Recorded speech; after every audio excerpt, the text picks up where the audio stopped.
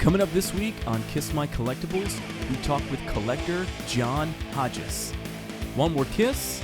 Be sure and hit that subscribe button and hit the bell icon to stay up to date when we post new episodes.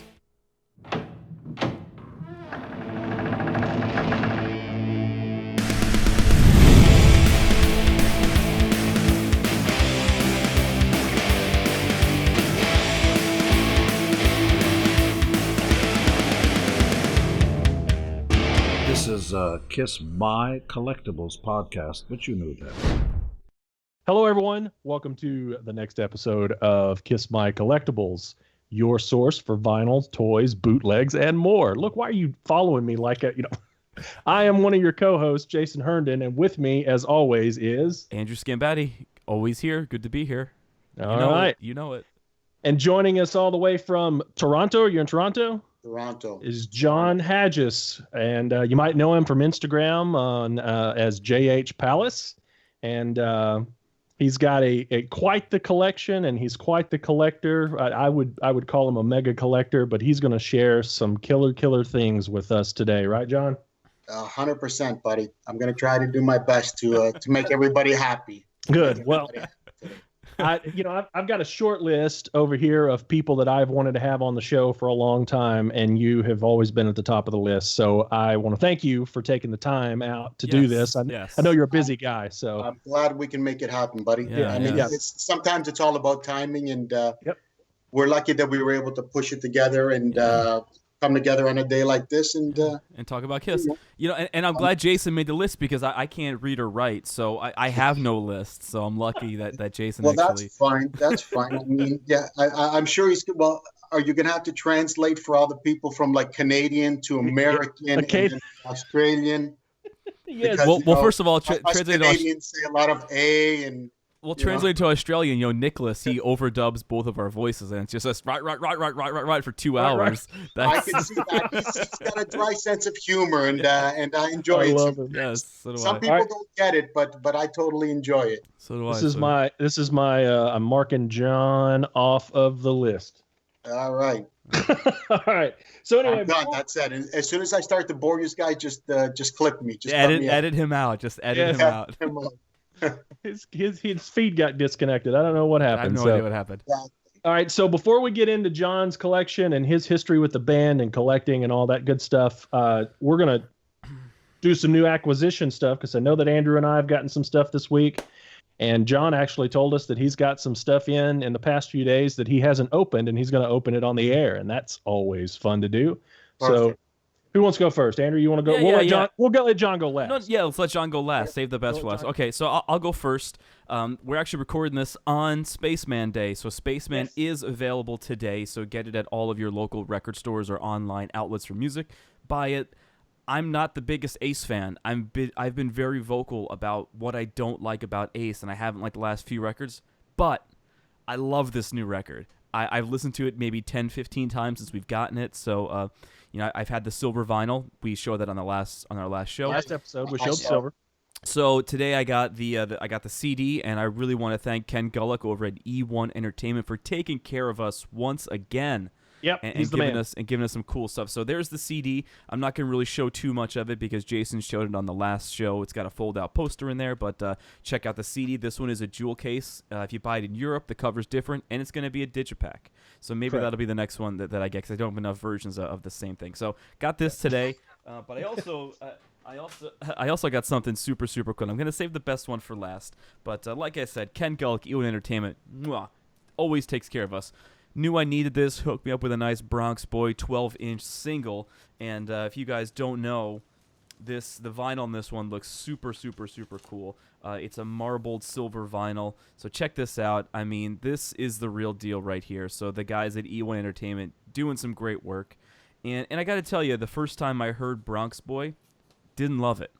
But now I didn't either. Yeah, but now that I've been hearing it quite a bit since I've been playing the album Spaceman front to back, I like it. I like the message. For those of you guys that don't know, I am originally from New Jersey. My mother was born in the Bronx. And here's a quick fact for you, because you want some cool factoids. Ace's first wife, or his only wife that he's actually married, her name was Jeanette. Her maiden name was Jeanette Treratola from the Bronx. my mother's maiden name was Gina Treratola, also from the Bronx. So, so you're related to Jeanette somehow down the line? I have no idea. I have no idea. Well, we'll do the 23andMe with you, and we'll find out that you're related to Ace indirectly. Yeah. So I've always meant to ask Lydia, because I know Lydia and Jeanette are still close. So the next time I see Lydia, I'm going to ask her if she could put me in touch with Jeanette to see if there's a long lost relative.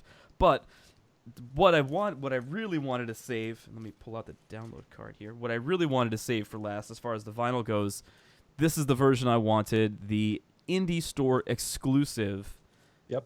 Orange vinyl. If you guys follow me on Instagram, or if you follow me on Facebook, which you should, you see that I was posting pictures of this last night. Just look at this thing. It looks like a creamsicle.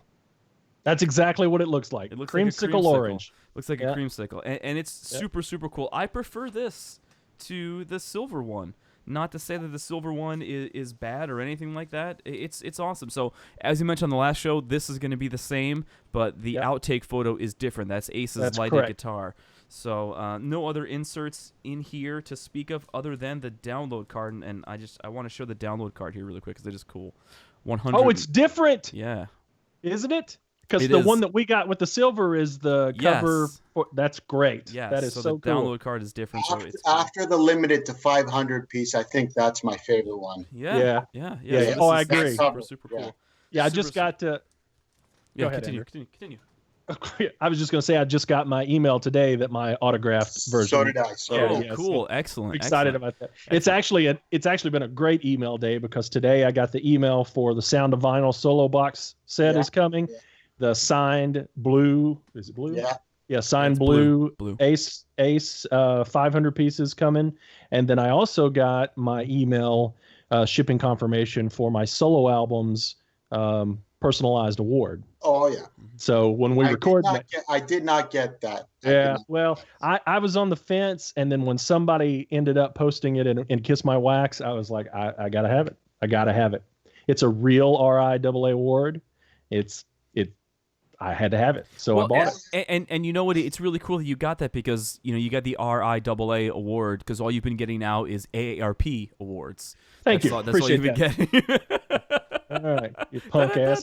Zing. Okay, so one more thing I want to show, and I know Jason's going to show the same thing, but no, I won't show it too. Esteemed author friend Alan Belisha releases his 4th book, Kiss Originals +1, officially licensed by Kiss. This is the real deal, guys. I mean, I didn't read the book yet. I just got it a couple days ago. I didn't post about it because I wanted to show it on the show for the first time. But it's cool. Having that Kiss logo on the cover and in the book, it just adds something to it. So some of these pictures I've never seen before. The stories are different than what's been in Alan's previous books. And this is cool stuff. I mean, you got stuff from Dynasty in here. You got stuff from Unmasked in here. If you're a fan of the band in the 70s, you got to have this. This is really, really cool stuff. I want to show one of my favorite pictures in here. It's the photos from the Schenko archives, right? Yes, Isn't that correct? Yes. Check this out. I've never seen this photo before, but it is super, super cool. I know. So incredible. Alan had said that most of the photos that we're going to see in this one are photos that haven't been released. Never been seen. Something like you said, those Music Life, those archives that you're talking about. I don't know what it is, man. Something in the eye of the photographer. They are some of the greatest pictures ever, man. You said it, John. That's what it is. It's the eye of the photographer. Yeah. Or the eye of the tiger. It's just incredible. And a big middle finger to Julian Gill because he was number 1 and I was number 2 that paid for the book. And I want to be number 1. So Nicholas, if you're listening, I want to be number 1 to order your book when you put up the pre-orders. You son of a bitch. Not gonna happen. It's gonna happen. It's gonna happen. I've already talked to him. Yeah, but did Alan write on the back of yours? He did. He yes, he did. Yeah, he did. I was hoping I could have one-upped you. Nope, you can't. You can't one-up me. So, but because we pre-ordered the book before a certain date, we did get this really, really cool poster. I haven't framed it yet or put my name in there because it looks like one of those old double platinum awards. But it's got some cool pictures in there that I never seen before. So, but unfortunately, if you're looking at this book and you're saying, "Wow, I want to get one," you cannot. It is sold out. It is gone. It To is gone. eBay. To eBay you go. To eBay or the Yeah, secondary market on there. Definitely Actually, Julian grand over Gill is 100, that's for sure. Yeah, Oh, Julian yeah. Gill is giving away a copy, so see if you can get on his Facebook page of the KISS FAQ podcast and try and get yourself a copy. But that is my new swag. So again, huge thanks and huge props to E1 Entertainment for taking care of us again, and a huge salute to Alan Belisha. And that's a good segue, speaking of Julian and giving away Alan's book, because I also have the orange vinyl, and it's still sealed. And I just decided right when we got on, or right You before we got decided? on, Andrew said we should give something away, and I said, I've got the perfect thing. So I'm lucky enough to have access to several copies of this because I work for a music distributor, and I have about 12 of these in my cart. So sorry for you guys. So I've decided that Kiss My Kollectibles, we're going to give this away. But here's what we're gonna do to give this away. If you want that, here's what you got to do. You got to take a screenshot of you sharing this episode of Kiss My Kollectibles on someone else's Facebook page. The 25th person that sends me the screenshot of them sharing to someone else's page, we give you that record absolutely free. No bullshit. Well, we have to put some kind of disclaimer in there. What's a disclaimer? Because if somebody overseas gets it, okay, all right, the record is absolutely free. If you're in the United States, shipping is free. If you're overseas, there will be a nominal shipping fee. If you will help with the shipping fee for overseas. Yes, but remember, then, you can't get this. So again, you got to be the 25th person to PM me, Andrew Sgambati, Sgambati. If you're the 25th person to send me a screenshot, you get this for free. Got it? Folks, I'm telling you, working at a distributor, this thing is sold out at the label. You may still be able to find copies. I don't know if by the time you see this episode, you may still be able to find copies with independent record stores. You may not be able to. I don't know. They only pressed 1,000 of them, and I know that the label is sold out as of today. So this is your chance to get one. All right? For free, for absolutely free. Oh, absolutely free. Just doing a little bit of work to help, promote the show. Because now that we're back, we want to make sure that everybody sees us. Okay. And I did get something else. But I'm not going to open it because it's a poster and it's too hard to show. But it's a mint. I have about 2 or 3 copies of the loudest band in the world, Creatures of the Night promo poster. But I just got one with no tack holes. Dead mint. Looks like it's never been touched, from a fine gentleman in Kiss My Kollectibles. And I'll frame this one. It's very nice. So Mine and he is- sent it in, Yeah, mine's framed too. he sent it in this PVC pipe. Oh, look at that. Those are the best. They're the best, man. Yeah. So I haven't opened it up yet. Like I said, I have 2 or 3 versions of this, or 2 or 3 copies of it. One that has tack holes in it that I stick up on my wall, but this one will go on a frame for sure. So, Okay. All right, John, Yes. open some packages, my friend. All right. So I was lucky enough that I got packages this week, so it was just perfect timing. So we'll open the first one. One I don't think I need to open because I'll tell you when we get to it. Suspense is killing me. That's what I was gonna say. Dude, we're in suspense. So Well, John, what you don't know is the last time I live opened a package on the air, it was like a piece of garbage that was in the box. Was it worth anything? No, nothing. no, All right. Whoa! very killer. This is why. Oh, Look the at Texas, yeah, that. that's excellent. I've never seen one of those in person. Well, I mean, Dynasty was my first concert as a kid. So I chase the Dynasty stuff as hard as I can. So I saw it. I had a chance at it. I paid up for it and I got it. So Paying up. yeah, oh yeah, we will pay up. If my wife only knew some of the stuff, some of the amounts I paid for some of this crap, hopefully she never watches my podcast. No, she never watches the show. So this one I don't need to open because Andrew already showed it. My Originals Plus One came from Alan. Like we said, this guy is amazing. I just love the stuff that he puts out all the time, man. Yep. And you know what? If you go back to when you had Alan on your podcast, you can see the exact moment when he turns back into a little kid because he knew that he was going to be officially licensed by KISS. Oh, yeah. Book. And he gets that little glitter in his eye, and he's back to just a 10, 12-year-old boy just obsessing about KISS. And that's what it is, man. That's what I always tell my friends. Yeah. It brings us back to our youth. It does. And remembering our first concert, our first T-shirt, our first everything. Alan is Alan's one of my favorite people on the planet. You know, no offense to Andrew, but he's been on our show. He's been on our show 3 times, and I love it when he's on. And I have not gotten bored yet of having him on your show. So great. I'll give you a story. I could have went on to the first cruise for free. Oh my gosh! As an invited guest, and just couldn't make it happen. Yep. So have you been on any? Nope. No, neither have I. Andrew's been on a couple, right? You know what? 2. This was actually the one that we were saying that we were going to go to, only because of Ace. Yep. And we're kind of close with Ace, so 6 degrees of separation. My best friend that I go to all the KISS concerts with, him and Ace are very close. He talks to Ace directly all the time. Right.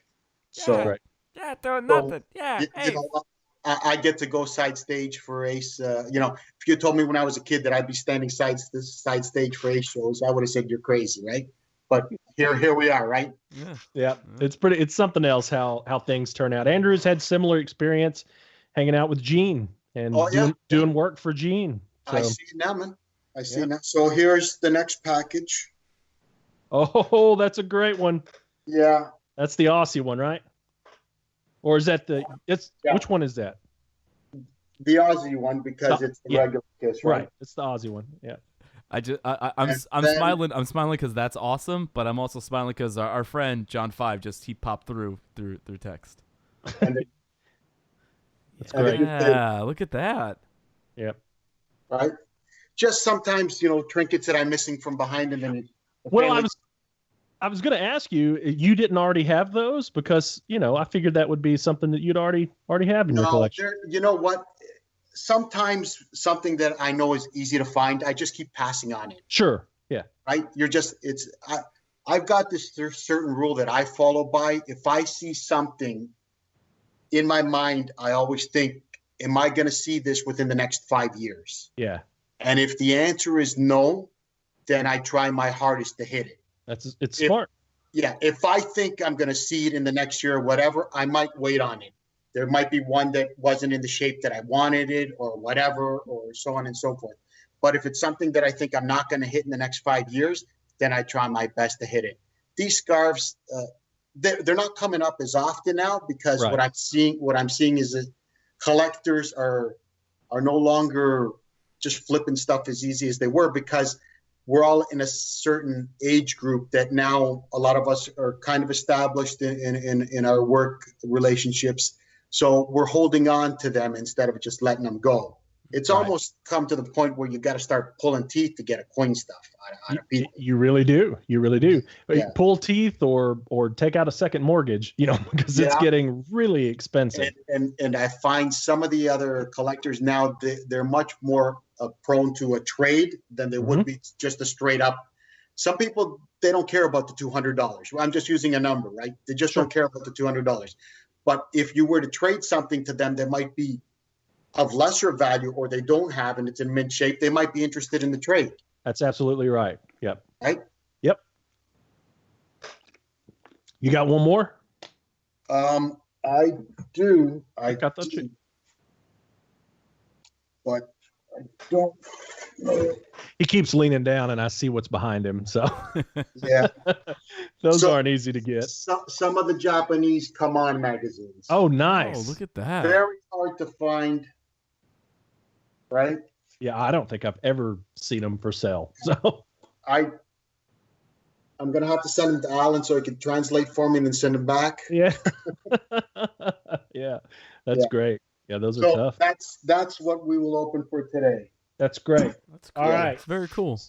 So let's move into talking to John about his history with the band and history with collecting. And so, John, if you will, if you'll just take a moment or however long it takes you to tell us, and just tell us how you discovered KISS, your first record, what, how you got into this whole thing. Very simple, brother. It all started right here, man. Yeah, man, me too. Right there. Yeah, me too. Right there. Just the smell of 76 vinyl. Yeah. I still freak out every time I look at this picture. You know that. Yeah, it's something else. Did you happen to see the episode where I showed my first copy of Destroyer? Yes. Yes. And it's got all of the Pac-Man stickers on it. Yeah. I still have it, man. It's not in great shape either. The vinyl skips. Yeah. Vinyl skips. Hey, what do you want from an 8-year-old kid, right? Yeah, that's exactly right. I was 4, so Yeah. So this was my first introduction to KISS, and I'm lucky that me and all my relatives, my cousins, were close because growing up we all lived like 4 or 5 blocks away. Right. So literally, one of my cousins still lives a block away from my house. And then we had another cousin, Tychos, who was older than us, that was the guy that kind of introduced us to rock and roll.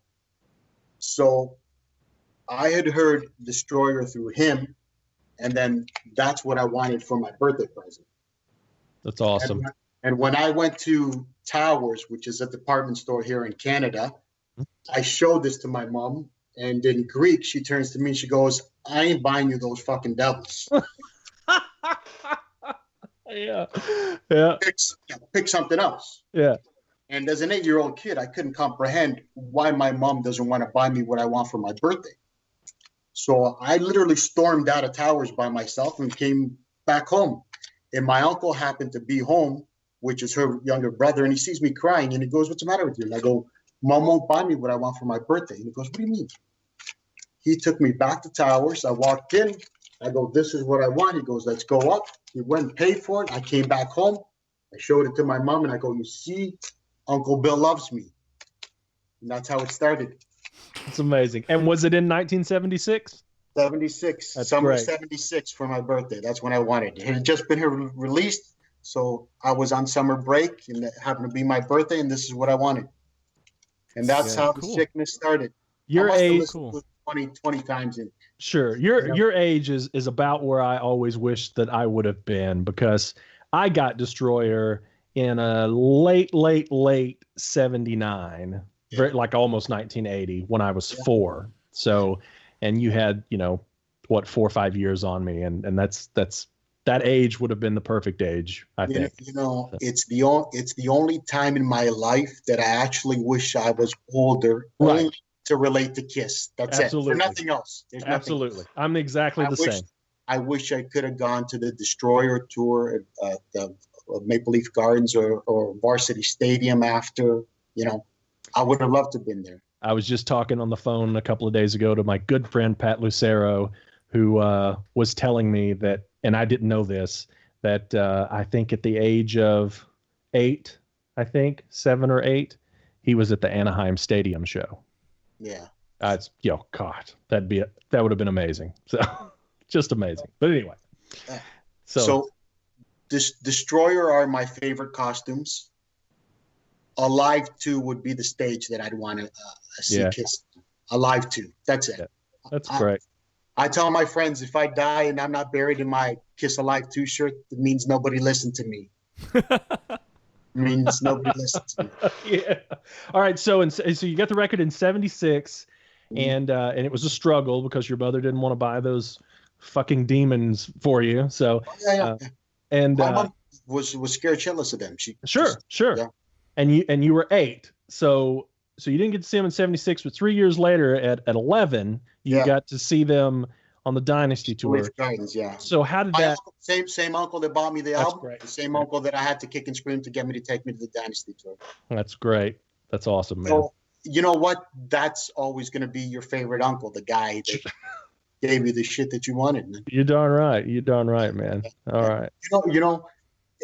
I as a kid, your mom tells you that she loves you, but I didn't comprehend that she truly loved me until she actually went out of her way on her own and bought me these. Oh, buddy. Get that. Yeah. So are those the original ones, or is that No, others you've gotten since then? Okay. I had to buy them back, but when I was a kid, I Because wouldn't you, get you it. wore the shit out of Whoa, them. it gets that skid marks on them and everything. Sure, yeah. To say the least. Yeah. To say the least, right? That's great. So, so let's jump from how you got into the band to, like your first kind of introduction into collecting KISS. You know, I mean, obviously, see, this is something, and I just want to kind of say this. It's interesting, like the people like Nicholas Buckland, for example. He and I have this discussion all the time through PM. He doesn't collect vinyl and doesn't care anything about it at all. He thinks there's, you know, some cool pieces from Japan and stuff like that. He likes to get pieces of vinyl and stuff like that. You know, maybe it has a, it's a bonus thing or something like that. I know he just got the 4 solo album order forms just so he could take pictures of them for his book and all that stuff. But he is a major collector. With the star version on them, and right. then we went into a big discussion. Big discussion about, you know, these came in the KISS Army, you know, folders, and these came in the albums and this and that. But anyway, it's incredible just how many variations. Oh yeah, dude. So many things are. It's unbelievable. So but many. It always blows my mind that the collectors that say I collect KISS, but I don't collect vinyl, because to me, KISS is vinyl. Well, and it's not just the KISS that is vinyl. It's just that, you know, the first thing, if you were buying KISS stuff in 74 and 75, that's all there was vinyl. 100%. And the first thing that I ever got was vinyl. So that started my collection. So that's just as big a part of the whole collecting thing to any other piece it is to me, you know. So I wish I could be just like some guys. My sickness just is right across the board. All across the board, yes. We can do a full episode on the toys. We could do a full episode just on my Japanese stuff. Yeah. We could do a full episode just on T-shirts. T-shirts alone. Yep. I honestly, I think I've got over 400 or 500 T-shirts. Oh man, that's and amazing. I thought I had a lot. I mean, I have like about 100. Just T-shirts. Yeah. Just T-shirts. But hold on, do you wear them? Because I have no. You don't? No. See, I do, because I have one from 1980 that I still wear. If you see me wearing anything KISS related, it means I have a double or maybe even a triple of it. And this is not old. This is new stuff. This is John Varvatos that came out. Right. I would have a problem wearing, like, you know, if I had 2 or 3 of the Dynasty shirts that you just pulled out, I'd have a problem wearing one of those. I wouldn't want to, because they're so delicate, you know. I would buy a reissue of it and wear that. Reissues, yeah, it's cool. Reissues I wear all the time. Something from 79, Dynasties. I've got doubles of some of the Dynasty shirts. I don't even think of wearing them. Yeah, see, and Andrew's totally different. Andrew wears that stuff. It's amazing to me. Hey, man, if it's coming out of his pocket, I'm not going to guide him, right? No. Yeah, I mean, here's the thing. I like to enjoy my collection. I do. And that's the way he enjoys it. You're allowed to. You know, even to me, judge other collectors on the way they collect or what they do with their stuff. Yeah, I mean, there have been people that said I wasn't a real collector, and I disagree. I mean, you know, I'm at the age where, to me, old stuff was like Hot in the Shade 1990. So I still wear that. You know, it just, the age. It's different. You can't control what year you were born in. I know. Right. God damn it. Right? Yeah. No, you can't. Yeah. As long as you're a KISS fan, I appreciate all KISS fans. I agree. Like I grew up on Original 4. That's what I grew up on. But you know what? Some people say, well, you know, Tommy this and there. I've met Tommy Thayer. I've met Eric Singer. They're fucking really nice guys, man. Yeah. Great guys. They're incredibly nice guys. And eventually, we're talking right now about the end. Mm-hmm. Okay, the end is going to come. We know that. But my personal opinion is, once KISS, Gene, and Paul retire, there's just too much money to be left on the table for them eventually not to get 2 substitutes in and just keep cashing in. It's KISS started as a band, and now they've just become a business. Sure. Right? Also, and we can't fault them for that. To quote Nicholas Buckland, the hottest brand in the world. Yes. Or the hottest brand in the land. Hottest brand in the land. So John, I have a question for you. And Jason, I don't know if I've ever asked you this question, but I say there's only 2 kinds of KISS fans. And there's a strong delineation between these two kinds of KISS fans. The one Okay. is the KISS fan that would say, well, have you ever seen them in makeup? Because for a long time, KISS didn't wear makeup until the reunion in '96. And now you have fans that say, well, have you ever seen them out of makeup? So to me, there's only two types of fans. There's the fans that saw them without makeup and the fans that saw them with makeup. Now, again, I know they've been back in makeup for 22 years, and I know it's longer than they've been without they were without the makeup. But still, I still think there's just only two groups of KISS fans. They're the people that saw them without makeup and people see them with makeup. And it's funny how you saw it change, because I remember in the 90s when I was seeing KISS, people would be like, you ever see them without makeup? And now, or you ever see them with makeup? And now they're saying you ever see them without makeup. So I just think it's cool how it changed. Yeah. It's an interesting, perspective. I definitely see those kinds of fans for sure. Yes, and it's interesting now because those, it has become somewhat nostalgic for the non-makeup years. And you hear a lot of people say these days, well, I wish they'd just drop the makeup and just go out and play non-makeup again, because we don't ever get to see that, and the times that we do get to see it, people are, go ape shit over it, Yes. for it. So it's pretty interesting, but Yes. I am one of the lucky ones that barely got to see them in the makeup the first time around on the Creatures tour. I didn't get to see Ace and Peter, but I got to see, Paul and Gene and then Vinny. And you probably didn't know that Vinny was replacing Ace, right? Had not a clue. See, I was seven when I went to see him. I had not a clue. Yeah. You see the difference between that and growing up today. Today, everything is so accessible. Yes. It's so easy to find out, like in a dime. A show hasn't even gotten halfway through, and everybody knows that the drummer's sick or he's not there. Right. Whereas back then, you had to work for it. Yeah. You had to work for the tour dates. You had to work for, the set lists. Now it's so much easier. It's just a totally different ballgame now. I mean, I can tell you that when I when I found out about that Creatures of the Night show, I was 7 years old now. Actually, I was probably 6 years old when I found out about it, because the show was January 30th, 1983, the true 10th anniversary of the band. And I was like, we're nerds. Yeah. And so I would have found out about it. Obviously, my birthday's December 27th. I would have found out about it prior to my birthday. So I'd probably been 6. And the only way I knew that show was happening was I happened to see a television commercial about it. When KISS is a dead band in 1982, I happened to see a television commercial. When they played Maple Leaf Gardens here, it wasn't even sold out. Yeah. Well, if you look and it was so early in the tour that the Creatures tour book wasn't even made. Oh yeah. I had to pay up at a convention years later to get the Creatures tour book. Yeah. Crap. I lost my train of thought. What was I going to say? What were you saying? So early in the tour.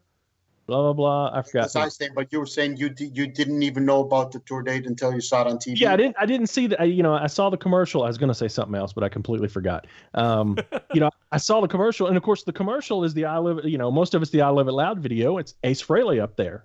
So I had no reason to know that Ace Frehley was not going to be in there. I was 7 years old. I wasn't exactly reading a ton of stuff, the literature, and there was he could barely read now, let alone then. Yeah, we're just into pop-up books still. Exactly. So yeah, no, I had no idea, and I don't recall even caring when I was there. I just, I knew I was at a KISS show, and it was loud, and it was amazing. It was still a great show, man. It was amazing. Show. Yeah. So I wish there was more video footage of it. Oh, I do too, man. I do too.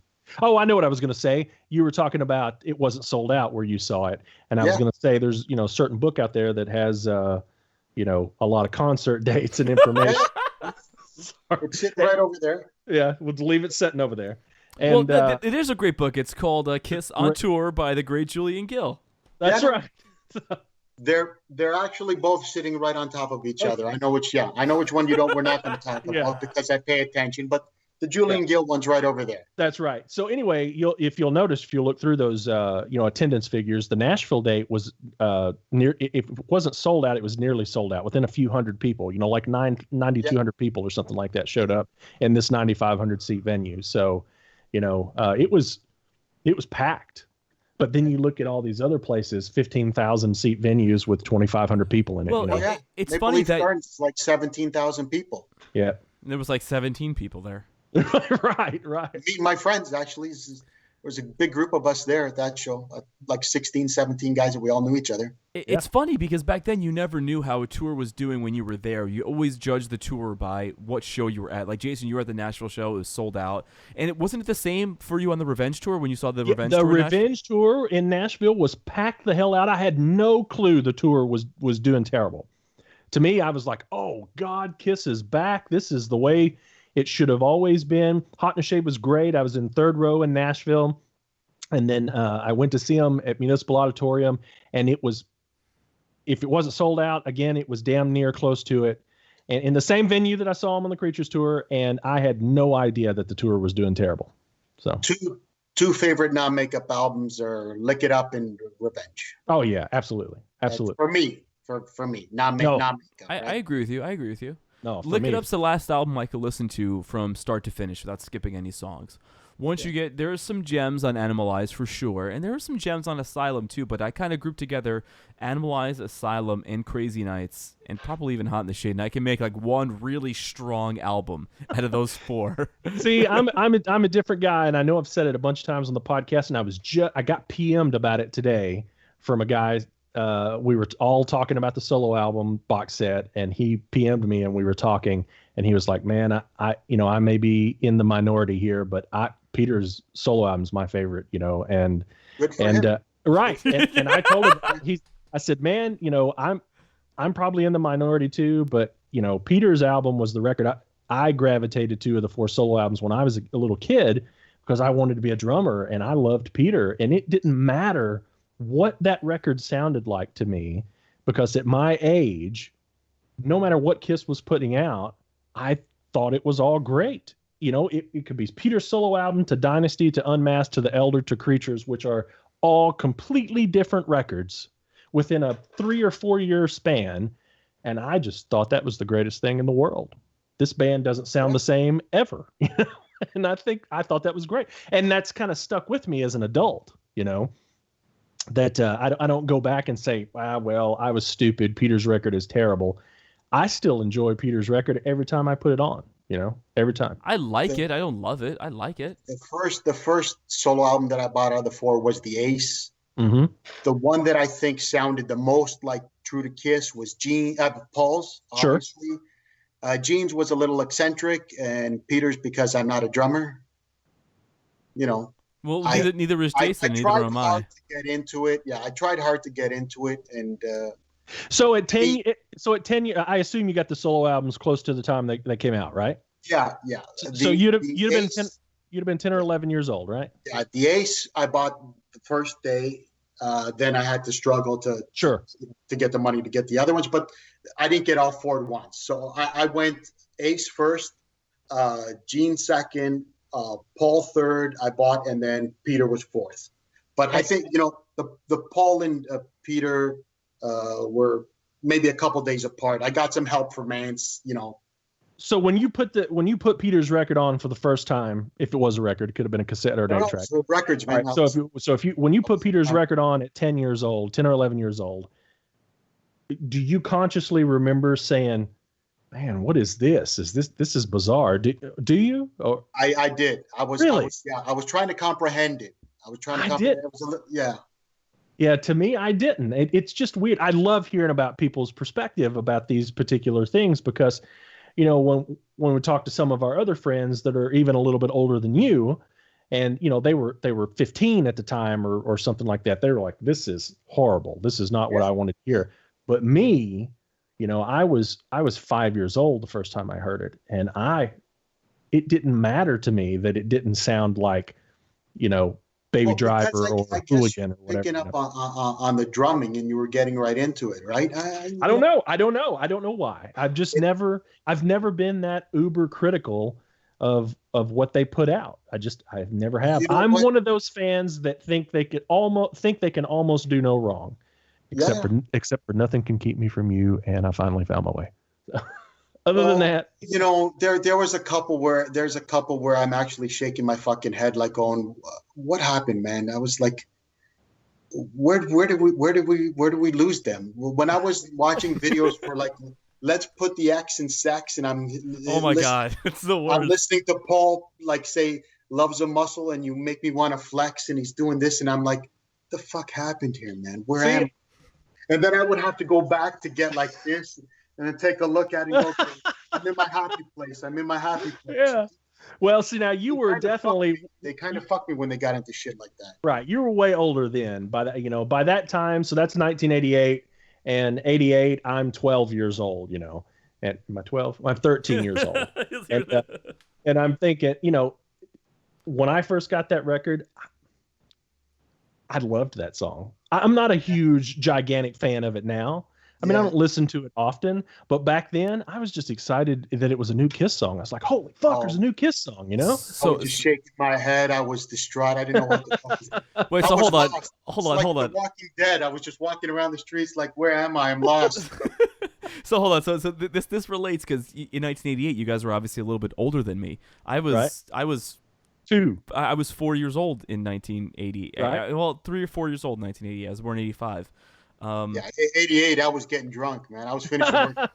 I wouldn't. Well, I kind of want to show this because I have video footage of me from 1988. That is being. Let's put the X in sex. No, well, actually, there's two different clips. There's one clip of me dancing to "Rock and Roll All Night" in 1988, and then there's another clip from 1990 where I'm singing "Rise to It."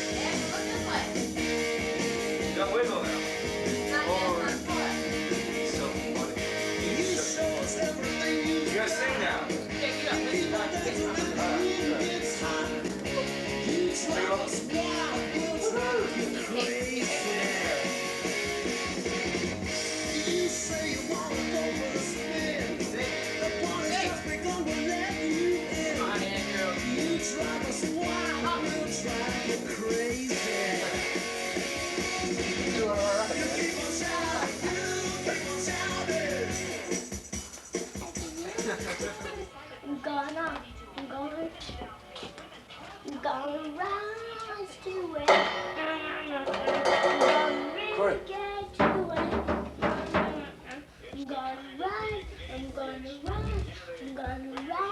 All right. All right. So somehow we have completely gotten off of Kiss My Kollectibles, and we're talking about opinions of albums. We will get back there right now. Okay, so some of the stuff that I truly love from the early days. Let's see it. What do you have for us? Ooh, it's upside down. Yes, but I still know what it is. Oh yeah, we know what it is, but we want to let the viewers see it. Oh yeah, baby. And that's original. Oh okay. yeah. Okay, so do me a favor. So because there are bootlegs of that out, I have one. Don't buy them. Look at the back. That's how you can tell. There is an actual safety pin back on the official ones. The unofficial one is straight posts in the back. So that's how you're going to know. And that's a little bit smaller than the reproduction as well. Yeah. All right. So we'll get on to one more thing from the early years. And this was something that I was chasing for the longest time. I mean, like when I used to go to record conventions, like at first you don't know that you're really collecting because you're just going to record conventions because you want to buy stuff, and you're finding vinyl, and then you're seeing collectibles as well at these shows, right? And then in the early 90s, my friend Stephen Campbell and Joe Marshall, they started running the KISS conventions, Toronto and Detroit. I think those were some of the early ones. So I just happened to know those guys. Mm-hmm. So I would go to all the conventions, and that's how I got lucky. I met just about every member of KISS except Mark St. John. And I had the chance to meet Mark, and I didn't. And, it's gone now, right? Yeah, it's too bad. So I'd seen pictures of this, and I'm like, fuck, one day I want to have one of these. Okay. And I've taken it out of the original frame and just put it in a smaller frame so I can hold it because it's just much lighter. And it is an original, yes. Oh yeah, Oh baby. yeah. Yeah, that's a beautiful piece, man. So, Beautiful piece. so John, you obviously don't have OCD like I do, because that not being in the center of the frame, I wouldn't be able to sleep at night. Well, I mean, I could have centered it when I took it out of the original frame and then I put it in here and I'm like, fuck it, I got to get ready for the show, right? And then I'm trying I'm trying to figure out what I'm going to show today and what I'm not going to show today. Like, I'm just going to show some stuff that I don't think other guys will show that will come on the shows later. Sure. I mean, I consciously thought, like, what are other guys going to show that are going to come on the show in other episodes? And I'm actually really happy that you guys are doing these episodes because I enjoy listening to what the other collectors have to say. Well, me too. And Same. again, I said it before, you know, when we started doing these collector spotlights kind of things, and I'm sure you've heard it, but I just want to make sure that everybody knows this was actually originally Nicholas's idea because I talk to Nicholas all the time. Right. He was doing this on everythingkiss.com and he had a questionnaire and he would have people send in photos. Yeah. And he said back when he was doing the podcast with us before he got real busy with his book that we should start having these collectors on and do that spotlight, but do it on video, you know? So that's what we're doing. I got into Nicholas' website, Everything Kiss, like early on. Me and too. it was through another collector friend of mine who was on his collections, Chaparino, Yes. Charles Riles. He's an old school collector that I've been friends with. And through Charles, I met a couple of other collectors in the States. A good friend of mine, William Charles Castillo, I've known for years through the States. Guy. And I met all these guys through Charles Riles, Chop Shop, Chaparino. Mm-hmm. And he's the one that goes, man, go check out the site, Everything Kiss. And I'm like, what the fuck? I never heard of this. I got onto it, and then I had emailed Nicholas, and we started talking about some stuff. And then I sent him pictures of my collection early on, and he's like, holy shit. And then, you know, then he would ask me for advice on certain things. And then he started coming into his own, and now, you know, Nicholas has got it all going on. And his book is going to be, when his book comes out, I'm very, very looking forward to it. Me too. Yes. Me too. Yeah. It'll be one Very, of my very favorite looking forward pieces. to it Yeah. Because, I got into everythingkiss.com when he was first building it. Me and about 5 other people were helping him test it before he made it live. And that's how I met him. I'm just excited that it's going to be like an actual book. I mean, there are people that want to do books that maybe won't do books, but this is going to be an actual physical book, and I'm so excited to actually get it. I'm going to buy at least 2-3 copies of this. Well, you said you buy 3 copies of everything. Yeah. Well, all right. There's nothing wrong with that. Hey, No, all right, no. before you show the next piece, John, so I think I started to ask this before, and then we somehow went way off on a tangent. So, yeah, I started talking about, I think, collecting vinyl is part of KISS collecting as well. That's how I view it.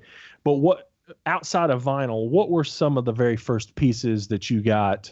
You know, did you get the dolls in 78 or dolls, puzzles. But back then, I was opening up most of the stuff, right? And then I started becoming, the nut bar. And then I'm like, fuck, I need this sealed. I need this original. I need this like this. So you start going back and start buying doubles and triples of some stuff, right? And that happened early on, like late 70s, or was that No, because by the early 80s the stuff was gone, right? Yes. By the early 80s, it garage was sales.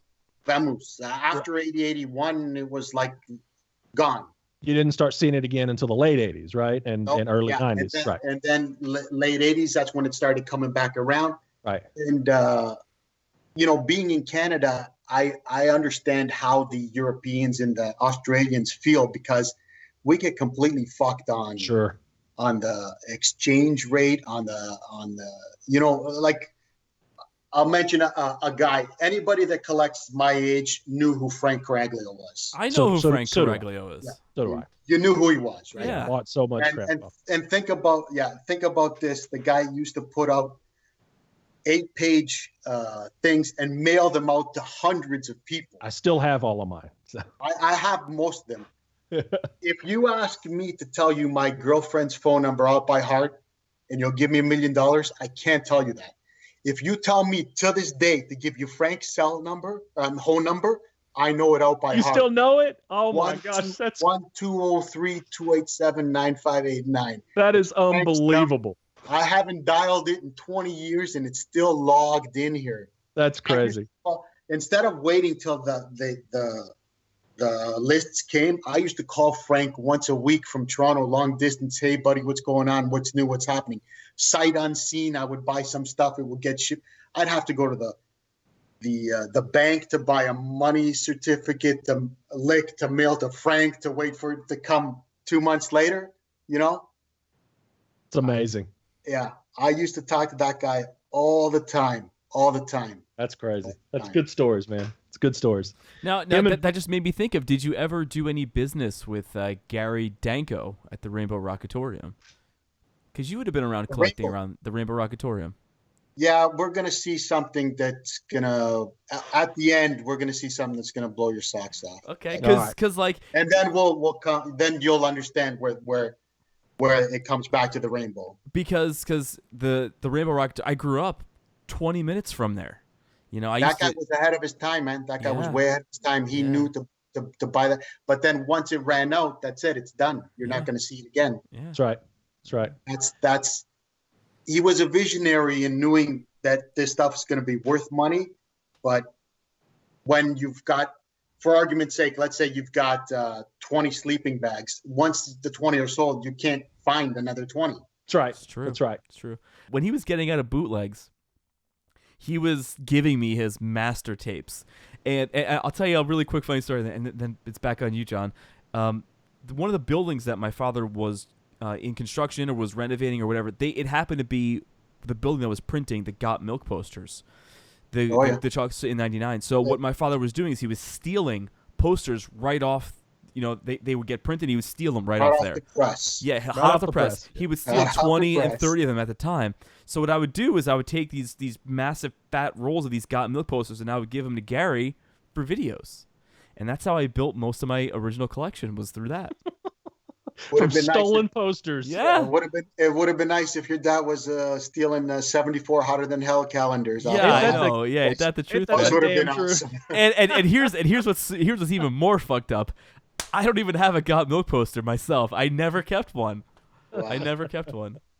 Yeah, because you know what? You sometimes you think some of that stuff, is not going to be worth anything, right? And then you just let it slide. I just want one just to say I just want one to say I have it again. So get on eBay and pay triple what you could have had it for free there. We're gonna look at it. We're gonna look right now. It's gonna look one up now. We're gonna look right now. This is one of my favorite parts of the show because we talk about magazines. I would be buying the magazines. Yeah. On eBay. So we'd be showing them and Andrew would be like, oh my God, I want that one. Let me look. Oh, here's one right here. Okay, $19. I'm gonna get it. I still have the 8x10 version, which never circulated. So I still have one of those press 8x10s. But here's one poster. It's there is a it looks like, what magazine is this? It's a BAM magazine from 96. Oh my God, I've never seen another one of these. So it's the BAM magazine from 96, the reunion tour book, an 8x10 of the Got Milk poster. Never seen it before. And the Got Milk poster. $45 or best offer. All right, hit him. I'm gonna hit him with the best make offer. And if you're watching the show, sorry, bud.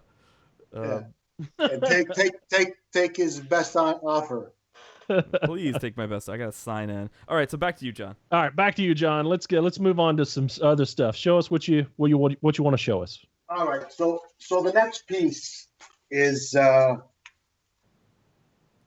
I had a difficult time trying to get this guy not to sell it to me, but to at least come to a reasonable price. And we were back and forth, and then finally I caved in. I gave him what he wanted, and I knew I couldn't budge him, right? Right. So when he finally mailed it to me, he gave me a letter. And after I read the letter, I truly understood why he didn't want to let this shirt kind of go, because it meant something to him. Okay. So he just just wrote a nice little letter saying, I hope you enjoy it as much as I do. Yeah. And I felt that it had to stay with the shirt. Like some guys would have just thrown it out. I'm Sure. like, you know, when I buy something from another collector that's had it for a long time, I feel like it's also a piece of his history, his memories, right? And because Destroyer was my first album and this is Canadian, I just What? Goodness gracious, man. Look at that. I just had to get this. That's Right? Unbelievable. And I think I shared a picture with Nicholas of actually this isn't the one that Paul Stanley was wearing, but they were wearing them when they went through with the tour, right? Right. The promoter had given some to the band members. Right. And there's a picture of Paul actually wearing one of the shirts. So that's Wow. cool. When you have pictures like that, it just makes it all so much interesting. Mhm. Like I've seen what's his name? John McCoy. John McCoy. Yes. Oh, yes. He posts a lot of good, he's got a lot of great t-shirts, but he's got some where he posts pictures where of a guy, one of the roadies, side stage wearing the shirt. That just makes the story so much better. It really does. John is another guy that I really want to have on the show, Yes. but he respectfully declined. He doesn't want to be on video. And there's several guys that are the same way, but John has an incredible collection. Yeah. And he loves sharing it in the groups and stuff. So I love seeing his stuff, man. Yeah. Just amazing stuff. Yeah, So. it's just great to see, man. It's just great to see. Yep. All right, next up. All right, so where are we going? Let's go, I guess, over here. So These pieces, I've wanted these pieces so much, so bad. can you see it? Oh, yes. Yeah. Yeah, it's So the it's J.C. Penney record crate.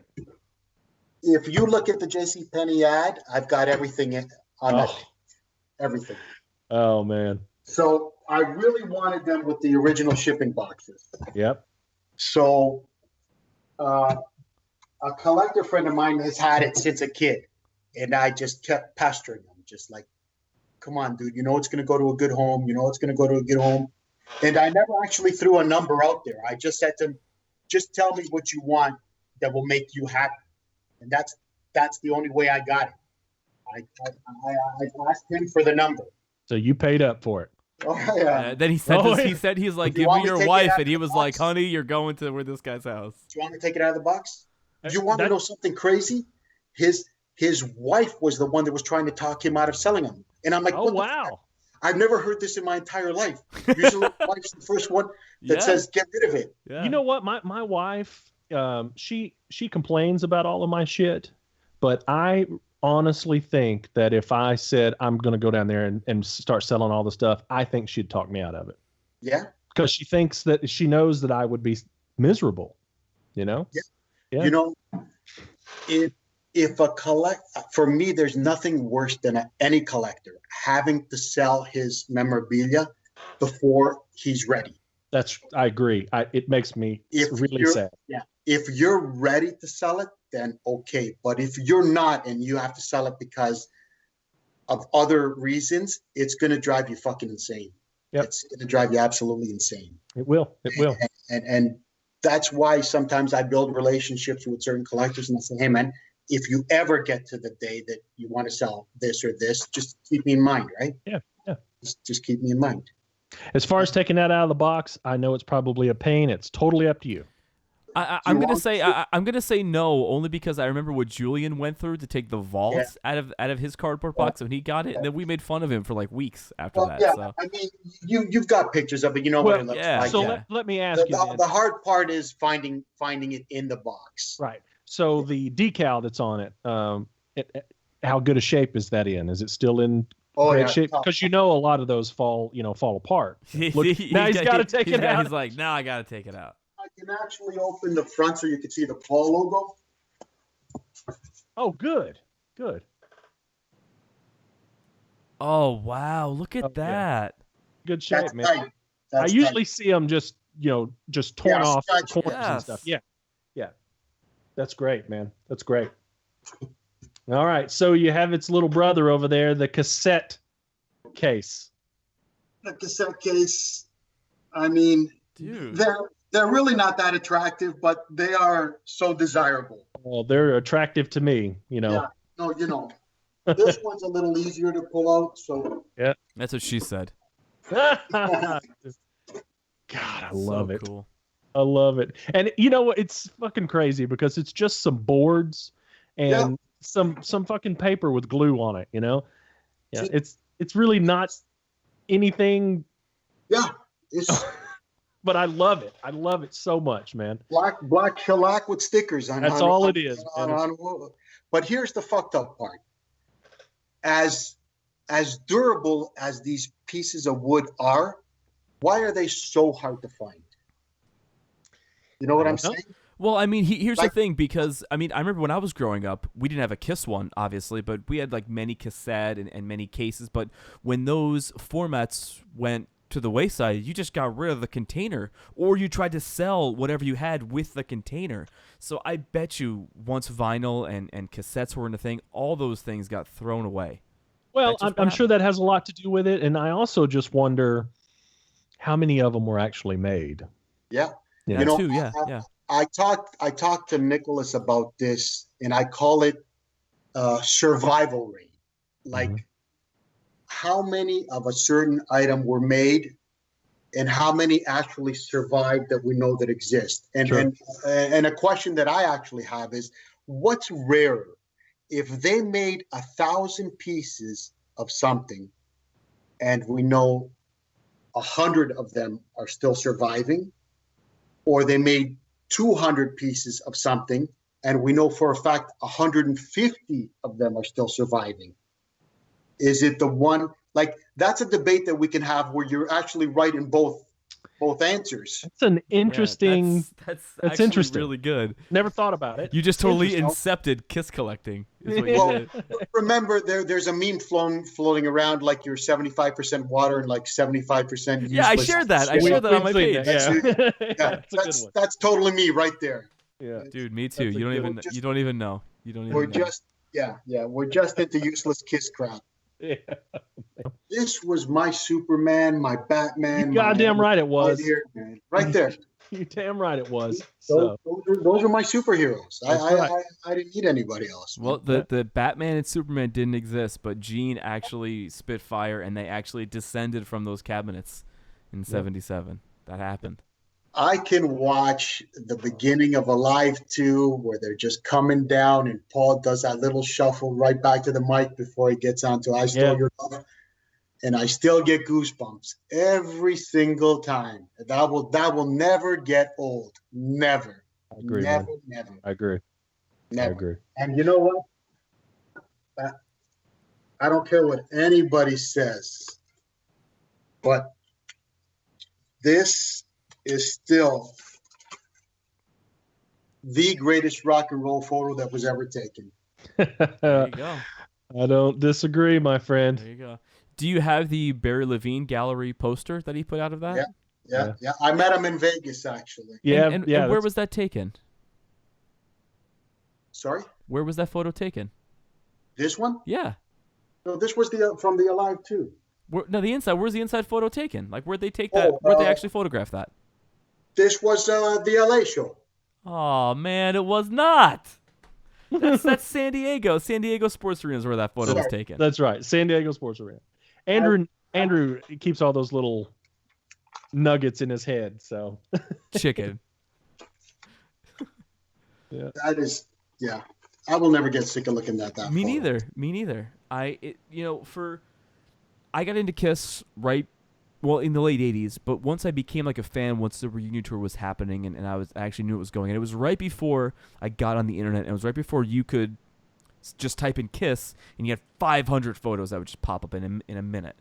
You didn't have that. So like for me, when I opened up Alive or opened up Alive 2, I was like, oh my God. But then you had the book, and it was different back then. You didn't have everything at your fingertips like you do now. Oh, 100%. Yeah.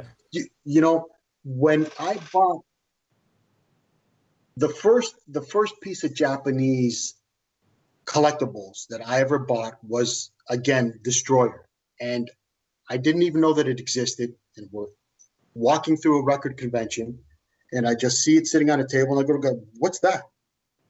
And he opens it up, and as soon as he opened it up and pulled the poster out, the Victor poster, and that, done. You might as well have shot me up with heroin. That was the beginning of my addiction to the Japanese stuff. Oh yeah. I'll never forget when I walked into a record convention a couple months later, and I saw Originals 2 on a wall, and I almost started convulsing. I walked up to the guy and I go, "What the fuck is that?" Yeah, what the hell is that? It kind of looks like this. Yeah. Again, he opens it up, and I'm like, "Oh my god!" I'm like, and then it was like a lot of money, and I'm like, "What do I do?" So I walked away from him. Then I went over. I gathered my thoughts. I pulled my money out of my pocket. I go, "Do I have enough money?" Then I hid some money in a back pocket. Then I went back to him. I said, "Look, man, this is all I got. I need $2 to get home on the TTC, like the subway." He finally caved in because he goes, "You're a good kid, whatever." And he sold it to me. Wow. What year would that have been? Oh my God. 80, maybe 89. 89. Do you remember what you paid? Do you remember what you paid by chance? $300. That's so funny, John, because I first saw it in like 1990 or 91, and my friends thought I was crazy. It was my friend Danny Dabbs that I talk about on the show all the time. Love it that was guy. the only one I'd ever seen, and in 92 he decided to sell his collection.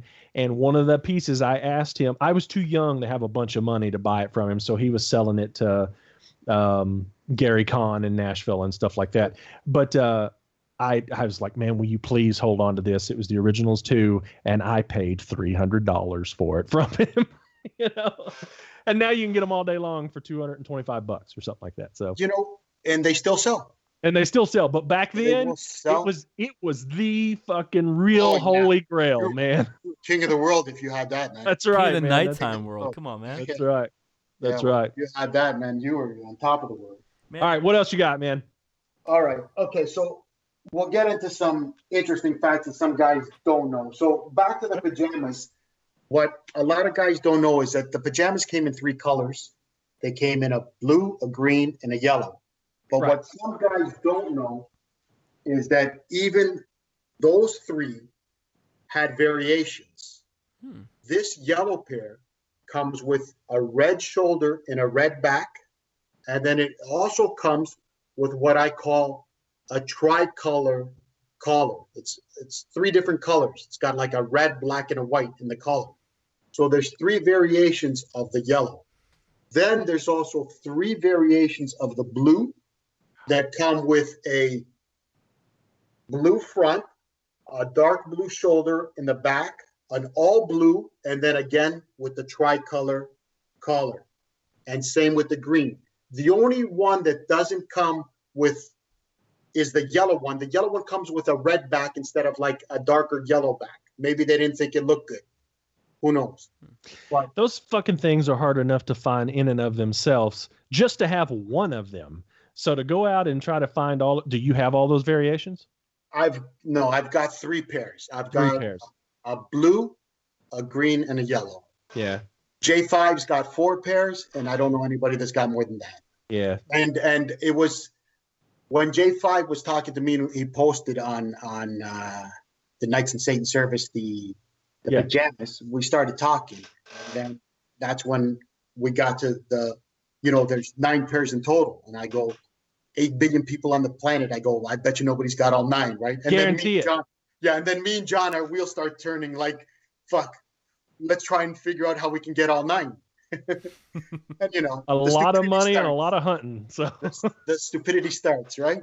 Yeah, that's tough, man. And I was completely unaware of that. I knew that there were some variations, but I didn't know there were that many variations. I mean, I knew about the 3. That's all I knew about. The 3. Yeah. Well, a yellow pair, a green pair, and a blue pair is okay for now, right? Sure. Yeah. Yeah, I would be happy if I had those. I don't have those, so. Yeah. Well, you as soon as you get them, then you'd be on to the next. That's the way it is. It's like this'll do me just fine, and then you get them, and you're like, fuck, now I got to get the rest. Yeah. On to the next. Like you had Joe Odell on the show, and he was talking about how he could have the whole collection and be missing the Peter. Yep.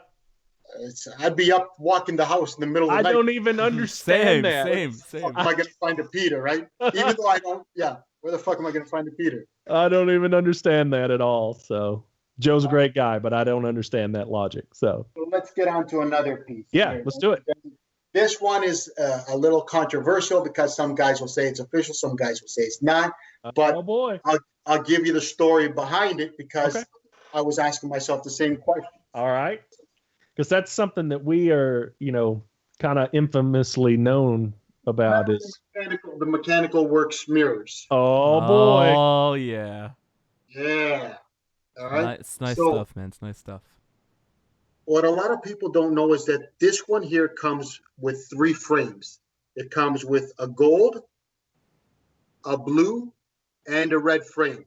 really? 3 variations. Had A lot no of guys idea. don't know that.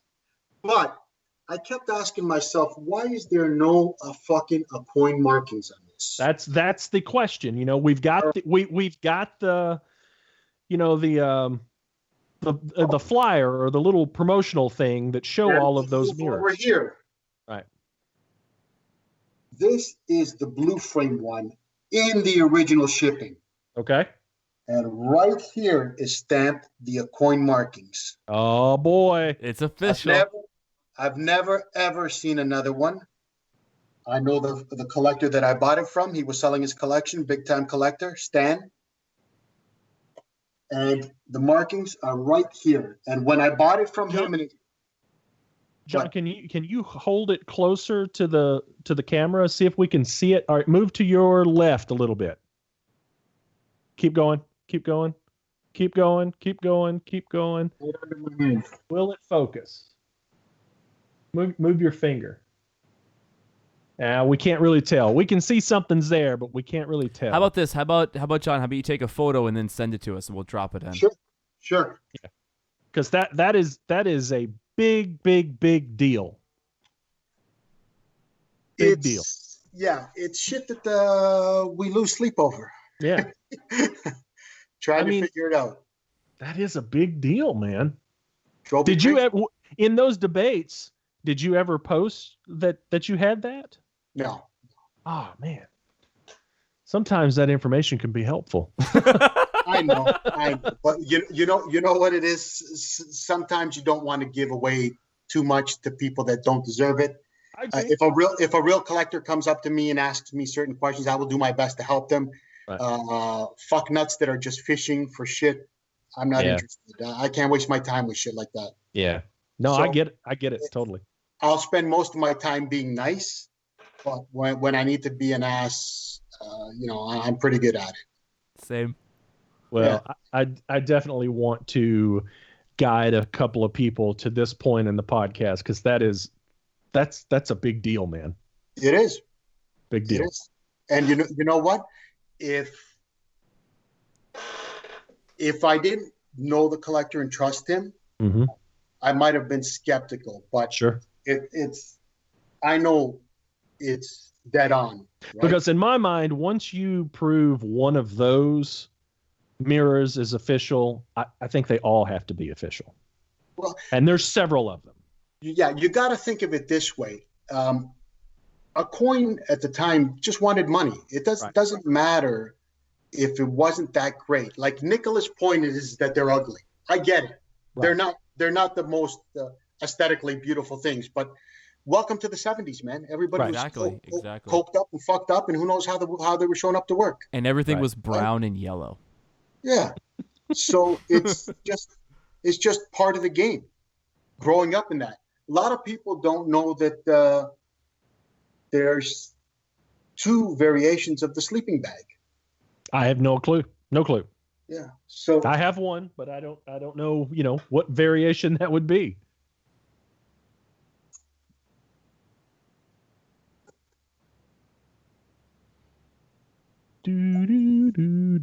There he is. Okay. This one is sealed, originally sealed. Mm-hmm. All right. But there is a variation where the yellow is missing. It's just all white. Interesting. They pop up once in a while. I've got two of this one. One is sealed and one is open, but Okay. the other one's in decent condition. Do you Not sleep with the one that's open? No. I would. Yeah. Of course. Even that one gets respect from me. Hey man, that's the highest respect I could pay for something. I mean, if I'm going to use it, that means I like it. I will always enjoy my collection. I always will. I'll never leave stuff sealed. I'll always open it and I'll just enjoy it. That's what it's about for me, man.